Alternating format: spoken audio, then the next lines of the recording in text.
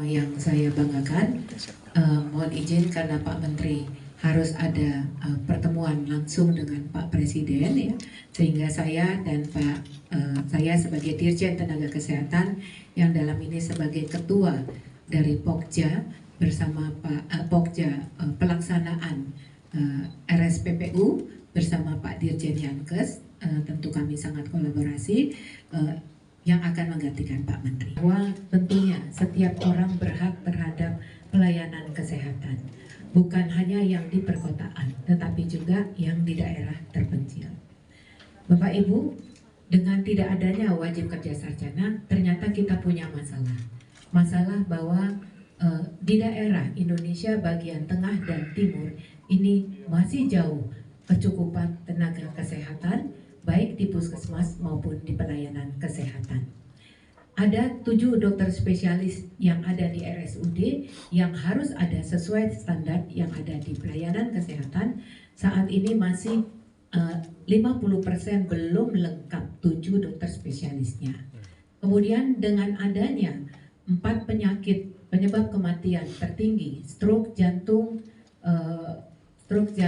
kanker, dan ginjal, Kementerian Kesehatan kemudian melakukan upaya agar akses ini bisa didekatkan dengan masyarakat dengan menyiapkan fasilitas dari alat-alat yang ada di RSUD. Teman-teman sekalian, tentunya membeli alat ini kalau ada uang bisa ya langsung ya seperti tadi Pak Presiden sampaikan.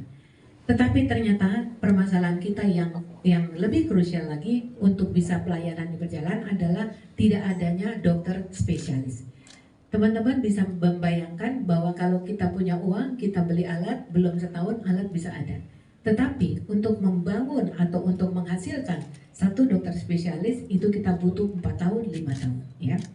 Nah, saat ini tentunya kita tahu bahwa kita masih kekurangan lebih dari 27.000 dokter spesialis yang kalau kita lihat dari prodi yang ada dihasilkan oleh Fakultas Kedokteran, setahun baru mampu kita menghasilkan sekitar 2.700 lulusan.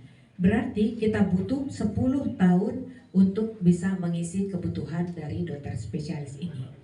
Ada 24 fakultas kedokteran ya yang kita punya. Nah, kemudian kita melihat bahwa kita punya 3.000 rumah sakit yang tentunya bisa mengakses menjadikan tempat pendidikan dokter spesialis.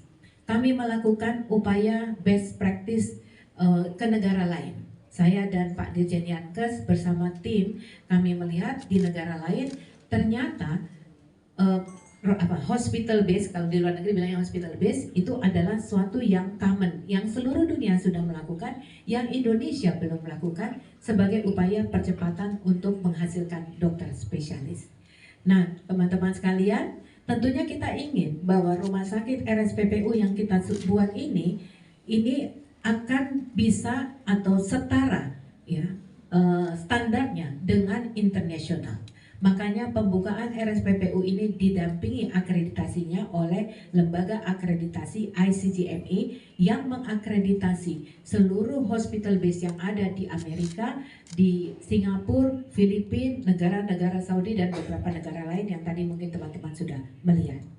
Nah teman-teman, tentunya hospital base ini nantinya akan bekerja sama dengan rumah sakit swasta, bukan rumah sakit pemerintah saja. Teman-teman, kalau nanti kita lihat, Bu, apa bedanya dengan university dibandingkan dengan hospital? Ada perbedaannya. Maka perekrutan yang dilakukan oleh RSPPU ini dilakukan di daerah DTPK, DBK. Yang tadi tentunya anak-anak di sana susah bersaing kalau dengan anak-anak Jakarta.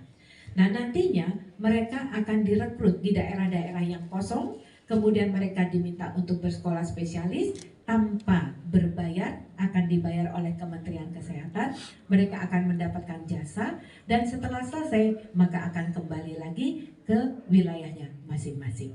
Kami berharap hospital base ini bisa mempercepat ke 10 tahun ini menjadi di bawah 5 tahun, dan tentunya dengan standar yang sama dengan universitas. Nah teman-teman, mungkin itu sepintas dari saya. Saya mohon Pak Dirjen Yankes bisa menambahkan. Terima kasih. Baik, terima kasih Ibu Dirjen Pelayanan Kesehatan. Oh, ada itu ya? Ya, terima kasih Ibu Dirjen Pelayanan Kesehatan. Jadi perlu saya sampaikan ini melengkapi program University Base yang sudah ada. Dan kita bertujuan untuk sama-sama jalan. Tadi seperti disampaikan oleh Dirjen Nakes, ini untuk mempercepat gap yang, dan ini sekali lagi seleksinya berbeda. Jadi program ini serupa tapi tak sama, kan gitu ya. Karena tujuan daripada program Hospital Base ini adalah untuk memenuhi kebutuhan dokter spesialis yang berada di luar Pulau Jawa, terutama di, dan jadi rekrutmennya yang kami utamakan adalah sekali lagi dokter-dokter yang sudah bekerja di RSUD terutama di luar Pulau Jawa, ya, untuk mengambil pendidikan spesialis yang mungkin selama ini mereka menghadapi berbagai kendala untuk mengikuti jalur pendidikan oleh Bu Dirjen Nakes. Setelah mereka pulang, kami pastikan bahwa mereka harus mengabdi di tempat mereka berasal. Kalau mereka ikat atau mereka kemudian lari, maka SIP-nya akan kami kunci sehingga mereka tidak bisa praktek di mana-mana. Karena tujuan awal daripada program ini adalah yang berada di pulau-pulau terluar, terutama di luar Pulau Jawa. Jadi sekali lagi kami pastikan ya bahwa program ini khusus bertujuan untuk menurunkan gap yang ada terkait dengan kebutuhan dokter spesialis yang sangat dibutuhkan oleh masyarakat kita. Kita tidak mau lagi rumah sakit RSUD kita tidak dilengkapi oleh dokter spesialis, dan kami berusaha untuk mengejar gap tersebut menjadi tadinya sekitar 10 sampai dengan 15 tahun. Jadi kita coba untuk kita kurangi gap ini menjadi kurang dari 5 tahun. Semoga ini bisa, dan saya yakin akan menolong banyak masyarakat Indonesia yang memang sangat. Ya, silakan teman-teman media, ada pertanyaan. 1, 2, 3. Di sini dulu ya. Ya. Ini Bu, nih. Ya, media. Saya Nabila dari Detikkom, Bu. Ada 3 pertanyaan. Yang pertama mungkin tadi kan targetnya